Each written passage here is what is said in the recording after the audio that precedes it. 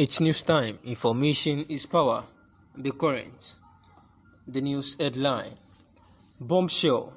Federal government, Attorney General of the Federation finally begged the courts over Nnamdi Kanu's case to allow them more time to file the defense against 5 billion fundamental rights suits filed by Nnamdi Kanu, leader of the indigenous people of Biafra, at the High Court of Aba.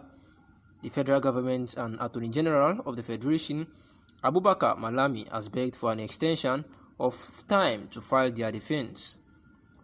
As a result of the military aid of his home in Umuahia in 2017, as well as his extraordinary extradition from Kenya in June 2021, Kanu had applied with the Abia High Court in August through his lawyer, Aloy Ejimako, to have his fundamental rights enforced against him. During the most recent hearing, which took place on 7th of October, it was gathered and discovered that the case file had not been assigned from the vacation court where it had been heard on the 21st of September, during which neither the federal government nor the Attorney General appeared. According to Kanu's attorney, the respondents, which included the federal government and Attorney General of the Federation, were served on the 10th of September 2020. Following the fundamental rights enforcement procedures, there are 5 business days from the date of service to file a response to the litigation. On the 15th of September 2021, the 5 days came to an end, the statement read. And while this is going on, Barrister Ejimako, in opposing the Attorney General's office motion for an extension of time, which was filed on 6th of October. A review of the application reveals that they are pleading with the court to exercise its discretion and accept their defense, even though it has been filed late in the proceeding. Barrister Ejimako, in opposing the motion, highlighted statutory and judicial authority that prohibited excessive delays in hearing issues involving fundamental rights, particularly in situations where the petitioner is detained. In addition, noted that it beggars belief that it took the Federal Republic of Nigeria and the Office of the Attorney General of the Federation, along with probably thousands of lawyers, nearly a month after being served a basic rights suit to draft a rebuttal affidavit. After being assigned to Abia High Court late last week, which is presided over by the state's chief judge, the matter will be heard this week. The next hearing date has not been yet established, according to information, as the source at the court said. Assigning this case to the chief judge of the state demonstrates that the significant court deems this issue to be of high significance and importance. His unconditional release from detention, as well as the halting of his prosecution, is among the requests made by Kanu in his lawsuit. Also, another demand has come from the Human Rights Writers Association of Nigeria to Abubakar Malami and the General Federation Minister of Justice to bring the imprisoned IPOB leader Nnamdi Kanu before the court for trial. A civil conflict which may lead to the division of Nigeria by 2023. Therefore, the forum reiterates their commitment to the politics of equity, fairness, and unanimously agreed that the presidency of Nigeria should be rotated between southern and northern parts.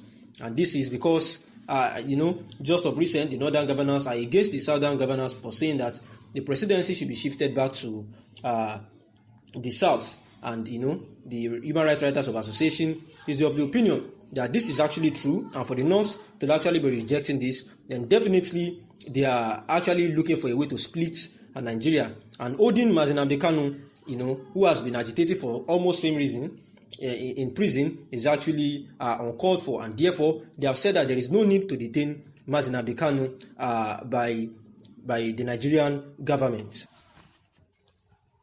Therefore, Ima Powerful, the Media and Publicity Secretary for the indigenous people of Biafra, had actually said that the federal government of Nigeria are actually planning ahead of the October 24th, 2021, which is actually the day that is meant for Nnamdi Kanu, the leader of the indigenous people of Biafra, IPOB, to appear at the court. Now, the leader of the indigenous people of Biafra had actually been at the DSS facility for quite a while now after being extradited from Kenya, and the legal representatives had actually been having a whole lot of issues, about seeing Nnamdi Kanu at the DSS facility because of the unusual methods and methods that have been applied by the DSS facility when it comes to seeing Nnamdi Kanu. At the time, the legal representatives led by AGF Mako and AGF for actually complained about the way the DSS are actually manipulating and harassing them, asking them to off their shoes before they can see Nnamdi Kanu, to remove their glasses, and also that they should not go in with their writing materials, amongst others. And all this were to humiliate them, and also to make sure that they are frustrated, in their process of visiting Nnamdi Kanu and a whole lot of stuff. And now, they actually said they would actually, go to the court and treat the matter, with the use of law, so that they can make sure that they put an infraction on them to avoid treating them as such. And now, Daily Independent had again reported that the Media and Publicity Secretary, Emma Powerful, on the Wednesday has alleged that there is an ongoing secret plot going on by the federal government of Nigeria, and it seems as if they have perfected their plans, that on that October 24th, 2021, that Nnamdi Kanu was supposed to appear in court, that they are going to, look for one way or the other to make sure that it does not appear, just like the other time that a lawyer, one of the lawyers that is representing Nnamdi Kanu overseas, Bruce Finn, came to Nigeria, and landed at Abuja in a bid to see Nnamdi Kanu. And when they got there, they said that the person that was supposed to allow them see Nnamdi Kanu, the person that was supposed to receive them, was actually not on duty. And that was not always the routine, according to the lawyer, saying that anytime they pay Nnamdi Kanu visit, that there was no just one single person to receive them, that they just go there, visit him, like meet the people that are in charge as at then they visit him.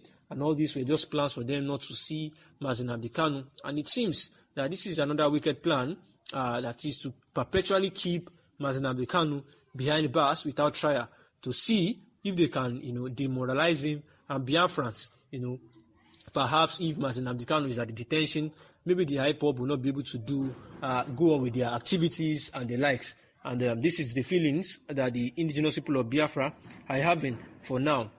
And also, remember that for quite a while now, even while Nnamdi Kanu was actually deported from Kenya, it was said that the lawyer, but the lawyer actually said that by the time he saw Nnamdi Kanu, that he looked so demoralized and traumatized, and that he could not remember some certain dates, as he was a very smart person that keeps record of dates. And that is what Emma Powerful again is referring to, that it seems that they are keeping him behind bars is actually going to demoralize him, because he's having some health issues, and the health issues that he's having might actually keeping him there, but actually wasn't the case. And therefore they have vowed that the federal government refuses to bring Nnamdi Kanu to court on October 24, 2021, as they are hearing the rumors. Then they are going to shut down the whole of Biafra land and southeast for a whole 1 month, and that the federal government should not take their peaceful deposition and their calmness for weakness, saying that Nigeria cannot incarcerate their leader illegally and expect things to go normal, and saying that if Kanu is not brought to court, that Nigeria will know that Kanu actually commands about 60 million Nigerians, and both in diaspora and abroad and home. Therefore, they have said that the health of Nnamdi Kanu will actually be in jeopardy, and IPOB will not allow such a thing to go on. And the government must be able to explain why they have kept on to disobey the rule of law and also the court orders. Meanwhile, they are granting the Fulani herdsmen amnesty. And that is the news. Thanks for listening.